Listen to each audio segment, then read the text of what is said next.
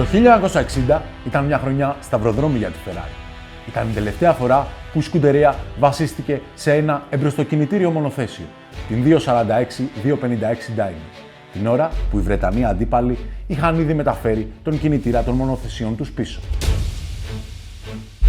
Αλλά στην πίστα της Μόντενα, η Ferrari πειραματίζονταν ήδη με κάτι νέο, την 246P, ένα πρωτότυπο μονοθέσιο με τον κινητήρα στο πίσω μέρος, που εμφανίστηκε μέσα στη χρονιά και έδειξε την κατεύθυνση που θα ακολουθούσε το εργοστάσιο στο Μαρανέλο μαζί με ολόκληρη τη Φόρμουλα 1. Ήταν το πρώτο βήμα σε μια νέα εποχή, μια χρονιά που ήταν μεταβατική και δύσκολη.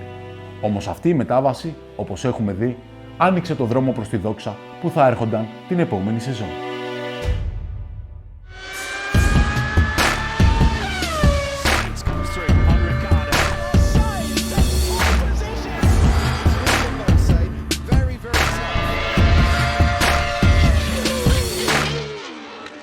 Ciao ragazzi! Καλώς ήρθατε στο Mini Maranello. Σήμερα το ταξίδι μας στον χρόνο μας γυρίζει στο 1960. Μια χρονιά σταυροδρόμι για τη Ferrari, όπου οι παραδόσεις και οι καινοτομίες συναντιούνται σε μια αληθινή μάχη. Στο επεισόδιο σήμερα θα δούμε δύο μοναδικά μοντέλα κλίμακας 1.18, την κλασική Ferrari 246-256 F1 που κέρδισε τον Grand Prix της Μόντσα με τον Phil Hill από την GP Replica και την πρωτότυπη 246P από το τεστ της Ferrari στη Μόντενα από την εταιρεία Tecnomodel που η Ferrari άρχισε επιτέλους να πειραματίζονταν με τον κινητήρα στο πίσω μέρος. Το πρώτο βήμα προς την επανάσταση. Θα μιλήσουμε για τα τεχνικά χαρακτηριστικά της 246-256, τους ανθρώπους πίσω από το μονοθέσιο και φυσικά θα ξαναζήσουμε ολόκληρη τη σεζόν του 1960 αγώνα με τον αγώνα. Ένα ταξίδι στον χρόνο, στα ρομαντικά χρόνια που θα μας δείξει πώς η Ferrari αντιμετώπισε τις προκλήσεις και αποδέχτηκε τελικά τη νέα εποχή. Λάβετε θέσεις και πάμε να εξερευνήσουμε αυτά τα υπέροχα μοντέλα από κοντά. Και τώρα ραγκάτσι, πριν αρχίσουμε, έχω πραγματικά κάτι ξεχωριστό. Σε συνεργασία με την εταιρεία Tecnomodel, αποφασίσαμε να κάνουμε ένα giveaway για να σας ευχαριστήσουμε για τη στήριξή σας στο κανάλι. Ένας από εσάς θα κερδίσει τη συλλεκτική Ferrari 312 του 1967 από τον Grand Prix του Μονακό όπως ακριβώς έτρεξε ο Chris Amon. Και πιστέψτε με, θα κάνει τη συλλογή σας να χαμογελάει. Για να μπείτε στην κλήρωση, τα βήματα είναι απλά. Καταρχήν, κάντε like στο βίντεο. Ακολουθήστε με στο Instagram Mini Maranello Collection και φυσικά την Tecnomodel στο Instagram. Έπειτα, αφήστε ένα σχόλιο κάτω από το βίντεο με ποια ήταν η αγαπημένη σας Ferrari όλων των εποχών.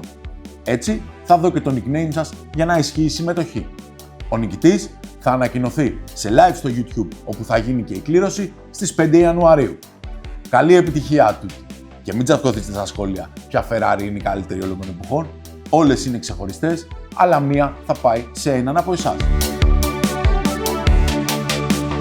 Ας ξεκινήσουμε από το μοντέλο της εταιρείας GP Replica για το Grand Prix της Μόντσα, όπου ο Phil Hill κέρδισε με την κλασική 256.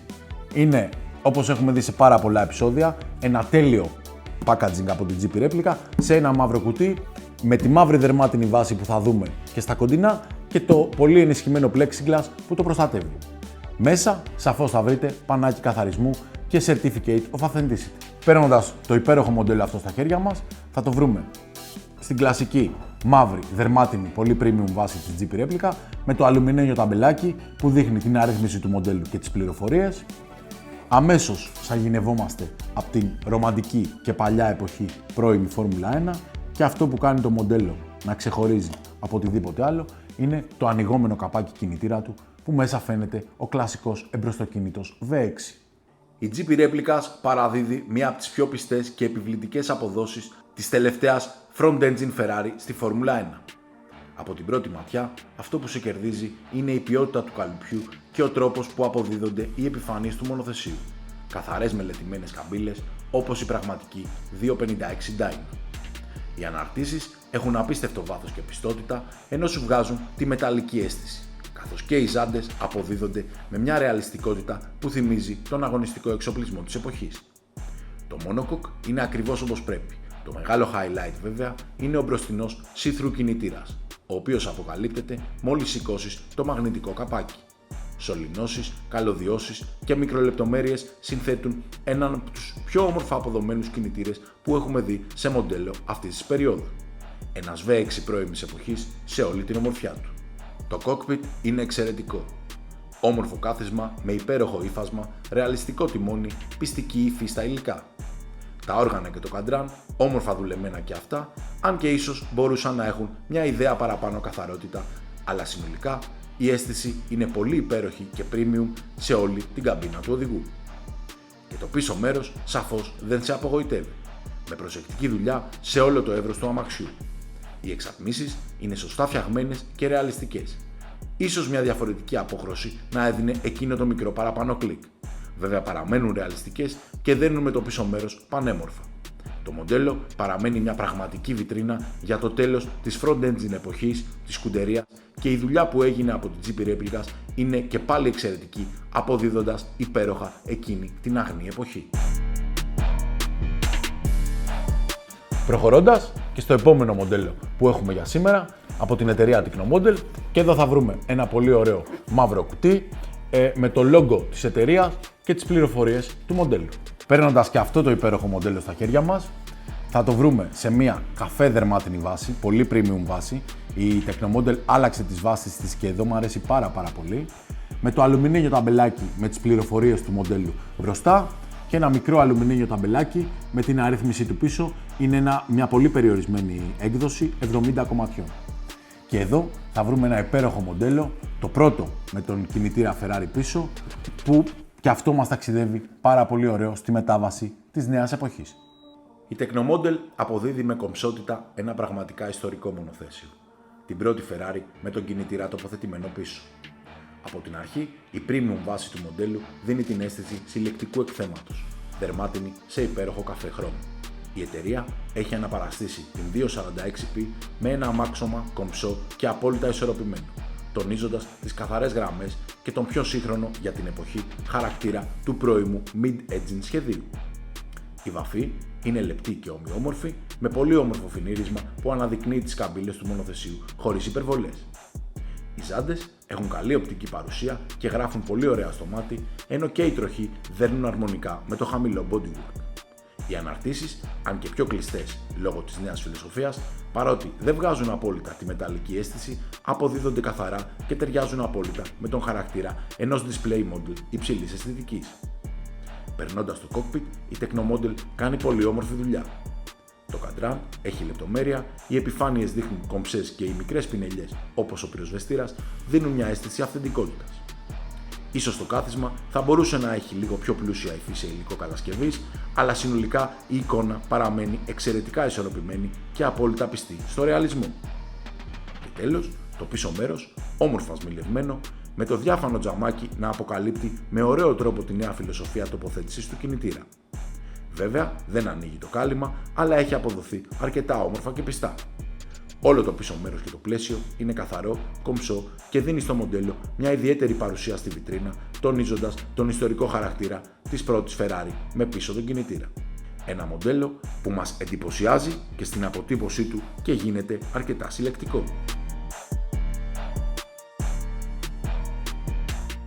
Και τώρα που είδαμε τα υπέροχα αυτά μοντέλα, θα ήθελα τη γνώμη σας. Αν θα μπορούσατε να διαλέξετε, τι προτιμάτε από τα μονοθέσια εκείνη της εποχής? Τους κινητήρες μπροστά, πιστούς στην παράδοση, χοντροκομμένους, ή τους κινητήρες πίσω, αναγκαστικά πιο μαζεμένους, που άνοιξαν το δρόμο για τη νέα εποχή? Στα μάτια σας, ποιο στυλ σας κερδίζει περισσότερο σαν εικόνα? Γράψτε μου στα σχόλια. Το 1960 η Ferrari συνέχισε με σχεδόν το ίδιο μονοθέσιο που είχε παρουσιάσει και το 1959. Η 256 Dyno F1 ήταν η τελευταία εκπρόσωπος μιας εποχής, με τον κινητήρα ακόμα μπροστά, το τιμόνι να δοκιμάζει τους βραχίονες των οδηγών και τη δύναμη να έρχεται ομή χωρίς φίλτρα. Την εποχή που οι Ferrari χτίζονταν με ένστικτο, πάθος και τον ήχο του μετάλλου να γεμίζει τα εργοστάσια του Μαρανέλο.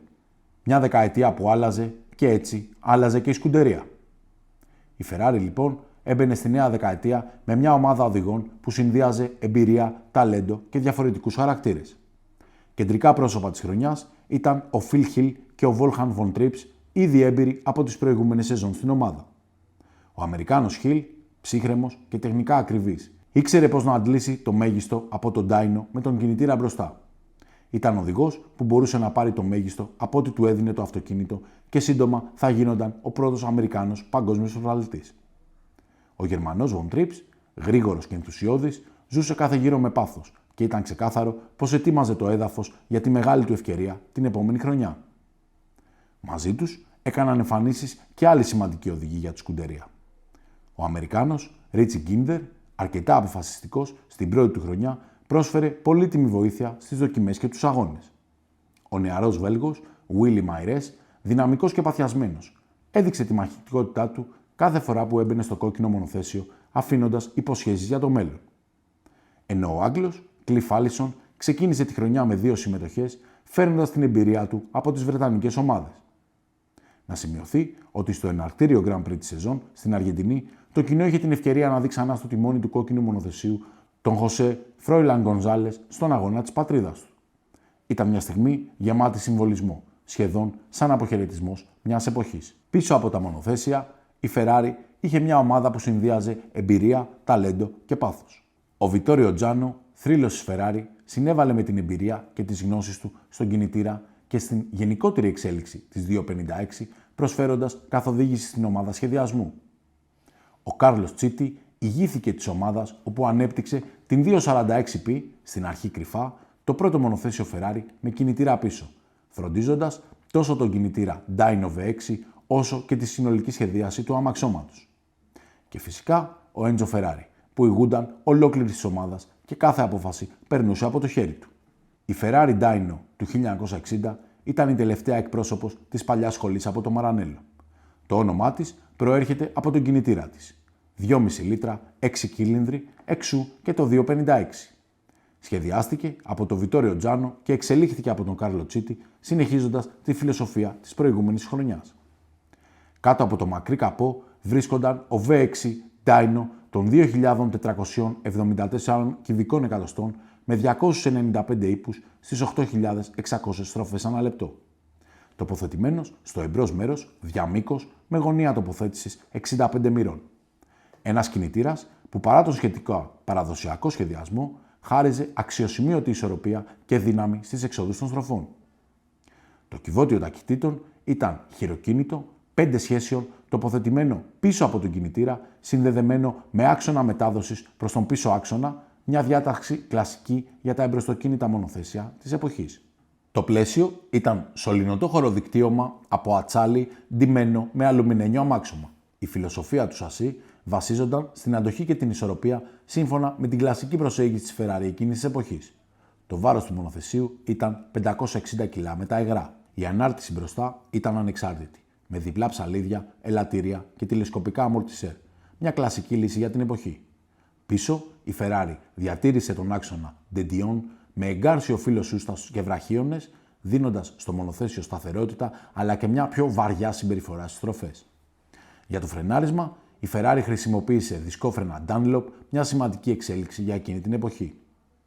Όμως το πιο μεγάλο βήμα προς το μέλλον έγινε εκείνη τη χρονιά με την 246P, το πρώτο μονοθέσιο της σκουντερία με το κινητήρα τοποθετημένο πίσω. Το γράμμα P προέρχεται στο όνομά της από το prototype. Ο Έντζο Φεράρι, παρότι διστακτικός στην αρχή, πιστός στην παράδοση, έδωσε τελικά το πράσινο φως στον Κάρλο Τσίτι να το σχεδιάσει μυστικά. Η 246P ήταν πιο κοντή, πιο ελαφριά και πολύ πιο ευέλικτη. Είχε αντιγράψει τις αγγλικές ομάδες και είχε μεταμφέρει το κινητήρα στο πίσω μέρος του μονοθεσίου. Πέρα από τις λίγες επίσημες συμμετοχές στη σεζόν, έκανε πάρα πολλά κρυφά τεστ στην πίστα. Ουσιαστικά αποτέλεσε το δοκιμαστικό εργαστήριο για την επόμενη χρονιά και τη γέννηση της θρυλικής 156 Sharpnose. Με λίγα λόγια, το 1960 ήταν η χρονιά που η Ferrari έκλεισε μια εποχή και άνοιγε μια νέα. Η 256 F1 αποχαιρέτησε τον κινητήρα μπροστά, ενώ η 246P έδειξε ξεκάθαρα πού θα γράφονταν το μέλλον. Και τώρα, ας δούμε το χορηγό του σημερινού επεισοδίου. Η Tecnomodel είναι μια ιταλική εταιρεία που από το 1996 δημιουργεί εκπληκτικά μοντέλα, πλούσια σε λεπτομέρεια και απόλυτα πιστά στα πρωτότυπα. Κάθε μοντέλο είναι χειροποίητο και η παραγωγή του είναι περιορισμένη και αριθμημένη, κάνοντάς το μοναδικό για κάθε συλλέκτη. Πέρα από τη Φόρμουλα 1, η Tecnomodel δημιουργεί μοντέλα αγωνιστικών σπορ και πολιτικών αυτοκινήτων, αλλά και από άλλες ιστορικές κατηγορίες. Και φυσικά, αν δεν είστε μόνο φίλοι της Ferrari, θα βρείτε μοντέλα και από άλλες εμβληματικές ομάδες και κατασκευαστές, όλα φτιαγμένα με την ίδια ιταλική φινέτσα και ακρίβεια. Κάτω από την περιγραφή του βίντεο θα βρείτε το link για το επίσημο site της Technomodel, καθώς και για έναν κωδικό που σας δίνει 10% έκπτωση στις αγορές σας. Η σεζόν ξεκινούσε σε μια περίοδο αλλαγών στη Φόρμουλα 1. Η προηγούμενη χρονιά είχε αποδείξει πως τα μονοθέσια με τον κινητήρα πίσω, όπως η Cooper και η Lotus, ήταν το μέλλον. Οι Βρετανοί έφερναν επανάσταση με ελαφριές, ευέλικτες κατασκευές, αφήνοντας τις παραδοσιακές ομάδες όπως η Ferrari να προσπαθούν να προσαρμοστούν. Στο Μαρανέλο, ο Έντζο Ferrari πίστευε ακόμα στη δύναμη του μπροστινού κινητήρα, όμως γνώρισε πως ο χρόνος αυτού του σχεδιασμού τελείωνε. Έτσι, η 256 F1 θα έμπαινε στη μάχη με την αποστολή να υπερασπιστεί την κλασική σχολή απέναντι στη νέα γενιά εξέλιξης και ήξερε ότι τα πράγματα θα ήταν πάρα πολύ δύσκολα. Η σεζόν άνοιξε μακριά από την Ευρώπη, στο καυτό Buenos Aires. Η Ferrari παρέταξε 3-2-46 F1 με τους Cliff Allison, Wolfgang von Trips και Phil Hill, ενώ στο grid εμφανίστηκε και ο Froilan González στην τελευταία του συμμετοχή με τη σκουντερία μπροστά στο κοινό της πατρίδας του. Ένας φόρος τιμής για τον άνθρωπο που χάρισε την πρώτη νίκη της ομάδας στο σπορ. Στις δοκιμές, τα Ferrari ήταν στις θέσεις 5-6-7 με τον González 11ο, ενώ την Pole πήρε ο Sterling Moss. Στον αγώνα, χαρακτηριστικό της ζέστης που ήταν αφόρητη, οι οδηγοί περνούσαν αργά σε κάποιες στροφές για να τους ρίξουν νερό με κουβάδες, προσπαθώντας να αντέξουν μέχρι το τέλος. Μετά την εγκατάλειψη του Moss με πρόβλημα στην ανάρτηση, ο Bruce McLaren πήρε την νίκη για την Cooper, κάνοντας μεγάλο αγώνα αφού είχε ξεκινήσει από τη 13η θέση. Ο Cliff Allison, αν και κάποια στιγμή είχε την πρωτοπορία, τερμάτισε δεύτερος, ο Von Trips πέμπτος, ενώ Hill και González έμειναν πολύ πίσω με προβλήματα. Αν και φάνηκε πως η ομάδα ήταν μακριά από την κορυφή, το βάθρο ήταν ένα πολύ επιτυχημένο αποτέλεσμα στην πρεμιέρα. Ο δεύτερος αγώνας της χρονιάς έγινε στους στενούς δρόμους του Μονακό, με τη Ferrari να παρατάσει 2-2-46-2-56 για τους Phil Hill και Wolfgang von Trips, αλλά και τη νέα 246P, την πρώτη πισωκίνητη Ferrari στην ιστορία της Φόρμουλα 1 σε επίσημο αγώνα στα χέρια του Ρίτσι Γκίντερ. Στις καταρακτήριες, ο Sterling Moss με τη Lotus ήταν ασυναγώνιστος, κατακτώντας την pole position μπροστά από τις Cooper, τον McLaren και Brabham.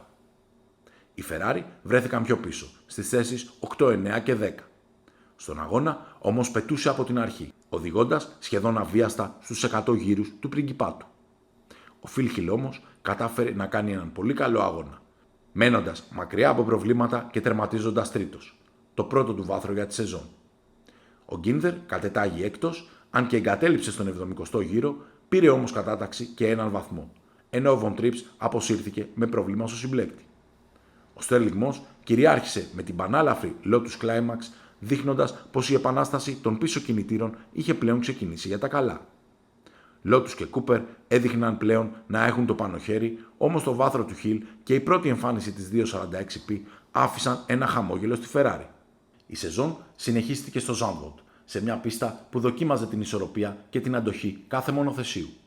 Η Ferrari, ξανά με την παραδοσιακή 246, βρέθηκε να παλεύει ξανά με τα πισωκινητήρια Cooper και Lotus που είχαν πλέον το πάνω χέρι. Στις δοκιμές, τα κόκκινα μονοθέσια έμειναν αρκετά πίσω στις θέσεις 12, 13 και 15, δείχνοντας εκτός ρυθμού. Την Pole πήρε και πάλι ο Sterling Moss. Κάποια μονοθέσια δεν ξεκίνησαν τον αγώνα με διαφωνίες περί των χρημάτων για τα έπαθλα. Στον αγώνα, η αξιοπιστία και η υπομονή ήταν τα μόνα όπλα της σκουντερίας. Ο Γκίντερ και ο Von Trips έκαναν ένα σταθερό αγώνα, χωρίς όμως γρήγορο ρυθμό, και κατάφεραν να τερματίσουν πέμπτος και έκτος αντίστοιχα ένα γύρο πίσω από τους νικητές, χαρίζοντας τουλάχιστον κάποιους βαθμούς στην ομάδα. Ο Phil Hill εγκατέλειψε με πρόβλημα στον κινητήρα. Κατά τη διάρκεια του Grand Prix υπήρξε και ένα μεγάλο ατύχημα με τον Dan Gervais που στοίχισε τη ζωή ενός θεατή. Ο Moss, που ήταν μπροστά, πάτησε ένα θραύσμα και αναγκάστηκε να χάσει πολύ χρόνο για αλλαγή ελαστικού. Έτσι νικητής ήταν ο Jack Brabham με την Cooper που κέρδισε μπροστά από τη Lotus του Ines Ireland.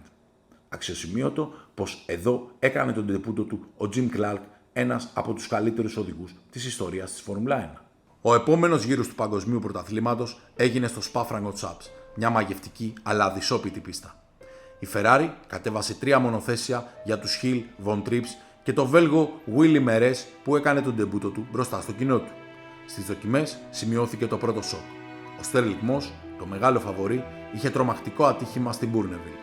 Η Lotus του εκτοξεύτηκε και ο Μος έσπασε και τα δύο του πόδια, μένοντας εκτός για μήνες, πλήγμα που άφησε τον Jack Brabham χωρίς ουσιαστικό αντίπαλο στον τίτλο. Στις χαρακτήριες, ο Χιλ ήταν τέταρτος πίσω από τους Κούπερ, ενώ Βον Τρίψ και Μερές έμειναν πιο πίσω. Ο Brabham πήρε την pole position, μην αφήνοντας την ευκαιρία. Την Κυριακή, το Grand Prix εξελίχθηκε σε μια μεγάλη τραγωδία. Ο αγώνας άρχισε δυνατά, με πολλούς οδηγούς να δίνουν μάχες σε όλο το field και τον αγώνα να είναι δυναμικός. Στο 19ο γύρο όμως όλα άλλαξαν. Ο Chris Bistow σκοτώθηκε στη στροφή Malbendy όταν χτύπησε σε τυχάκι και εξφενδονίστηκε από το μονοθέσιο, βρίσκοντας τραγικό θάνατο. Λίγους μόνους γύρους μετά, ο Alan Stacy έχασε και αυτός τη ζωή του όταν ένα πουλί τον χτύπησε στο κράνος, χάνοντας τις αισθήσεις του, πέφτοντας στις μπαριέρες, όπου το αυτοκίνητό του τυλίχτηκε στις φλόγες, καίγοντας τον ζωντανό. 2 θάνατοι σε λίγους γύρους. Το Spa πάγωσε. Μέσα σε αυτή τη σκοτεινή ατμόσφαιρα, ο Phil Hill τερμάτισε τέταρτος, με τους Von Trips και Maires να εγκαταλείπουν λόγω προβλημάτων στο σύστημα μετάδοσης. Ο Brabham κέρδισε άνετα, οδηγώντας την Cooper σε ένα εντυπωσιακό 1-2-3 με τους McLaren και Zediembian. Ήταν μια μέρα που δεν πανηγύρισε κανείς. Μια σκληρή υπενθύμηση του πόσο λεπτή ήταν τότε η γραμμή ανάμεσα στη δόξα και τον κίνδυνο.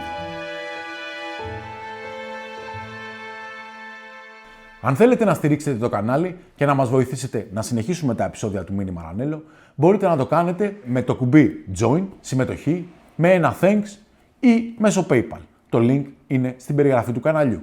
Κάθε μικρή βοήθεια μας φέρνει πιο κοντά στο επόμενό μας επεισόδιο και σας ευχαριστούμε θερμά για την υποστήριξή σας. 3 εβδομάδες μετά το τραγικό Σπα, η Φόρμουλα 1 ταξίδεψε στη Γαλλία στις γρήγορες ευθείες του Reims. Ο Στέρλινγκ Μος απουσίαζε τραυματισμένος, ενώ η Ferrari ήλπιζε να ανακάμψει με τους Hill, Von Trips και Willy Merez ξανά. Στις δοκιμές, η σκουντερία έδειξε δυνατή παρουσία. Ο Hill κατέκτησε τη δεύτερη θέση, ο Merez ήταν πέμπτος και ο Von Trips έκτος. Πίσω από τον ανίκητο Jack Brabham που πήρε την pole position για την Cooper. Μαζί του στην πρώτη σειρά βρέθηκε και ο Graham Hill με την BRM. Η κίνηση του αγώνα ήταν χαοτική. Ο Graham Hill κόλλησε. Ο Trinidad το χτύπησε από πίσω και λίγο πιο πίσω ο Tony Brooks συγκρούστηκε με τον Bianchi. Μπροστά όμως, οι Hill και Brabham πρόσφεραν ένα υπέροχο θέαμα, εναλλάσσοντας συνεχώς την πρωτοπορία στους πρώτους γύρους. Η Ferrari ήταν αρκετά δυνατή και ο Hill πάλευε στα ίσια για την πρωτοπορία. Όμως, η αξιοπιστία της Ferrari πρόδωσε την μεγάλη του προσπάθεια. Πρώτος εγκατέλειψε ο Merez. Έπειτα ο Hill τη στιγμή που πάλευε για την νίκη και τέλος ο Von Trips που κράτησε την τρίτη θέση πριν μείνει εκτός και εκείνος από κυβότιο. Έτσι η σκουντερία έχασε μια μεγάλη ευκαιρία για ένα εξαιρετικό αποτέλεσμα με όλα τα μονοθέσιά της να εγκαταλείπουν από μηχανικά προβλήματα, κυρίως στη μετάδοση.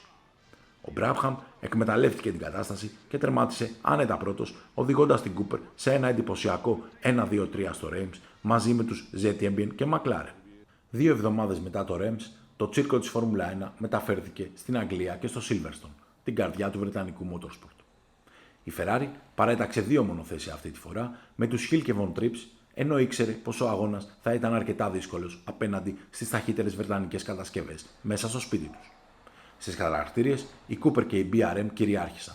Ο Jack Brabham πήρε άνετα την pole, με τα Ferrari να βρίσκονται αρκετά πίσω, 7ος ο Von Trips και 10ος ο Hill. Στον αγώνα, η ταχύτητα των Βρετανών φάνηκε από νωρίς. Ο Brabham κρατούσε την πρωτοπορία, ενώ ο Graham Hill, ύστερα από κακό ξεκίνημα, έκανε έναν εντυπωσιακό αγώνα, ανεβαίνοντας από τις τελευταίες θέσεις έως την κορυφή, πριν εγκαταλείψει μετά από έξοδο του στον 72ο γύρο με πρόβλημα στα φρένα. Τα 2 Ferrari πάλεψαν, αλλά δεν είχαν ρυθμό. Ο Von Trips τερμάτισε έκτος, παίρνοντας ένα βαθμό, ενώ ο Hill ακολούθησε 7ος, 2 γύρους πίσω από τον πρωτοπόρο και οι 2. Η νίκη πήγε για ακόμη μια φορά στον Jack Brabham, η τέταρτη διαδοχική, ουσιαστικά αγκαλιάζοντας τον τίτλο μπροστά από τις Lotus, τον John Surtees και Ines Ireland. Μετά από ένα μήνα παύσης, καθώς το γερμανικό Grand Prix στο Άβους ακυρώθηκε για λόγους ασφαλείας, το πρωτάθλημα συνεχίστηκε στην Πορτογαλία στους στενούς και επικίνδυνους δρόμους του Boavista στο Πόρτο. Εκεί έκανε την επιστροφή του ο Στέρλινγκ Μος, έπειτα από το σοβαρό τραυματισμό του στο Σπα, δίνοντας νέο ενδιαφέρον για την κατάκτηση της νίκης. Στις χαρακτήριες, η Ferrari δεν είχε ρυθμό των βρετανικών ομάδων. Ο Von Trips ήταν ένατος και ο Phil Hill δέκατος, ενώ την Pole πήρε ο John Surtees με τη Lotus. Ο αγώνας όμως αποδείχτηκε αρκετά απρόβλεπτος. Ο Hill πάλεψε για την κορυφή με τον Brabham, μέχρι που έχασε τον έλεγχο και εγκατέλειψε, ενώ και ο Surtees είχε και αυτός έξοδο, καθώς πάλευε και εκείνος για την πρωτοπορία με τον Brabham. Ο Von Trips οδήγησε σταθερά και τερμάτισε τέταρτος, δίνοντας βαθμούς για τη σκουντερία σε μια διαδρομή που δεν συγχωρούσε το παραμικρό λάθος. Ο Jack Brabham πήρε ακόμα μια νίκη για την Cooper, την πέμπτη συνεχόμενη, μπροστά από τον ομόσταυλό του Bruce McLaren και τον Jim Clark, που σημείωσε το πρώτο βάθρο της καριέρας του στη Φόρμουλα 1. Με αυτό το αποτέλεσμα, ο Brabham εξασφάλισε και μαθηματικά το δεύτερο συνεχόμενο τίτλο του παγκόσμιου πρωταθλητή. Με το πρωτάθλημα ήδη κλειδωμένο, η Φόρμουλα 1 ταξίδεψε στην Ιταλία για τον πλέον τελευταίο γύρο του 1960. Οι Ιταλικές αρχές επέλεξαν να χρησιμοποιήσουν ολόκληρη την πίστα της Μόντσα με τον κλασικό δρόμο και το οβάλ κομμάτι με τις υπερυψωμένες καμπές, κάνοντάς την ταχύτερη πίστα της χρονιάς. Οι μεγάλες βρετανικές ομάδες, Cooper, Lotus, BRM, θεωρώντας τη διαμόρφωση επικίνδυνη και κακοσυντηρημένη, αρνήθηκαν να συμμετάσχουν, αφήνοντας τη Ferrari σχεδόν χωρίς αντίπαλο. Η σκουντερία παρέταξε 3 Ferrari 256 για τους Hill, Ginther και Merez, ενώ ο Von Trips δοκίμασε για πρώτη φορά στην Φόρμουλα 1 την πρωτότυπη 156 SP με τον κινητήρα αυτή τη φορά 1,5 λίτρων, προάγγελο της νέας εποχής του 1961. Στις χαρακτήριες οι Ferrari κυριάρχησαν. Ο Phil Hill πήρε την Pole, δίπλα του ο Ginther και ο Merez συμπλήρωσαν την πρώτη σειρά. Την Κυριακή, οι Hill και Ginther αντάλλαξαν την πρωτοπορία στους πρώτους γύρους, ενώ ο Merez καθυστέρησε προσωρινά με εντολή της ομάδας για να βοηθήσει με slipstream τον Von Trips με την πιο αδύναμη 156 SP που δυσκολεύονταν να κρατηθεί μπροστά από τις ελαφρύτερες Porsche. Σύντομα ανέβηκε ξανά τρίτος πίσω από τους δύο Αμερικάνους teammates. Ο Phil Hill κέρδισε τον αγώνα με τους Ginther και Merez να ακολουθούν, χαρίζοντας τη Ferrari ένα εντυπωσιακό 1-2-3 στην Ιταλία. Ήταν ένα αποτέλεσμα που γέμισε τους τυφώζους υπερηφάνεια, αν και χωρίς πραγματικό ανταγωνισμό λόγω της απουσίας των Βρετανικών ομάδων. Παρ' όλα αυτά, η Ferrari έκλεισε τη σεζόν κυριαρχικά με αισιοδοξία για τη νέα εποχή των 1,5 λίτρων που θα ξεκινούσε να διαγράφεται ως δική της. Ήταν και η τελευταία νίκη στη Φόρμουλα 1 για ένα μονοθέσιο με τον κινητήρα μπροστά. Η σεζόν του 1960 ολοκληρώθηκε 10 εβδομάδες αργότερα στην Καλιφόρνια με το Grand Prix των Ηνωμένων Πολιτειών στο Riverside. Η Ferrari δεν ταξίδεψε στην Αμερική, καθώς το πρωτάθλημα είχε ήδη κριθεί και το κόστος μεταφοράς ήταν απαγορευτικό. Παρ' όλα αυτά, οι Phil Hill και Von Trips συμμετείχαν με ιδιωτικές ομάδες οδηγώντας Cooper. Ο Sterling Moss, πλήρως αναρωμένος, επέστρεψε εντυπωσιακά, κατακτώντας την Pole και κερδίζοντας τον αγώνα μπροστά από τους Ireland και Bruce McLaren σε έναν αγώνα που έκλεισε μια μεταβατική χρονιά για τη Φόρμουλα 1 και για τη Ferrari που ετοίμαζε ήδη τη νέα εποχή των μονοθεσιών 1,5 λίτρων. Στα τελικά αποτελέσματα της σεζόν, ο Phil Hill τερμάτισε πέμπτος με 16 βαθμούς, ακολουθούμενος από τον Wolfgang Von Trips 7ο με 10 βαθμούς. Ακόμη, ο Richie Ginther ήταν ένατος με 8 βαθμούς, ο Cliff Allison 13ος με 6 βαθμούς στις δύο μόνο του συμμετοχές, ενώ και ο Willie Myers σημείωσε 4 βαθμούς. Πρωταθλητής, όπως είδαμε, για το 1960 αναδείχτηκε ο Jack Brabham με 43 βαθμούς, κατακτώντας έτσι τον δεύτερο συνεχόμενο τίτλο του με Cooper. Η σκουντερία τερμάτισε τρίτη στο πρωτάθλημα κατασκευαστών με 26 βαθμούς, ενώ η Cooper διέλυσε τον ανταγωνισμό και πήρε το πρωτάθλημα εύκολα με 48 βαθμούς. Η 246-256 Dyno είχε συνολικά μία νίκη, μία pole position, 5 τερματισμούς στο βάθρο και 2 ταχύτερους γύρους, κάνοντας χειρότερη σεζόν από την προηγούμενη, μην κοντράροντας αρκετά τις Cooper και Lotus. Η σεζόν λοιπόν έκλεισε για τη σκουντερία με ανάμεικτα συναισθήματα. Η ομάδα είχε ταχύτητα και ταλαντούχους οδηγούς, αλλά υστερούσε σε αξιοπιστία και τεχνολογία σε σχέση με τις βρετανικές ομάδες. Ήταν μια χρονιά μετάβασης, η τελευταία της εποχής των μονοθεσιών με τον κινητήρα μπροστά, αλλά και το ξεκίνημα για τη νέα γενιά. Ο Έντσο είχε ήδη πάρει την κρίσιμη απόφαση και οι Shark Nose βρίσκονταν ήδη σε φάση σχεδιασμού. Τα δύο υπέροχα μοντέλα αυτά θα μας θυμίζουν πάντα τη μεγάλη αλλαγή στη φιλοσοφία της Ferrari, το τέλος μιας εποχής και το ξεκίνημα μιας άλλης γεμάτης πάθος και καινοτομία. Και κάπου εδώ φτάνουμε στο τέλος αυτού του μαγευτικού ταξιδιού στο 1960. Αν σας άρεσε το επεισόδιο, κάντε ένα like που βοηθάει πραγματικά το μήνυμα Ρανέλο να μεγαλώσει. Και φυσικά εγγραφείτε στο κανάλι για να μην χάσετε τα επόμενα επεισόδια. Έχουμε μπροστά μας απίστευτες ιστορίες από τη Ferrari στη Φόρμουλα 1 που έρχονται σύντομα. Εμείς θα τα ξαναπούμε. Forza Ferrari!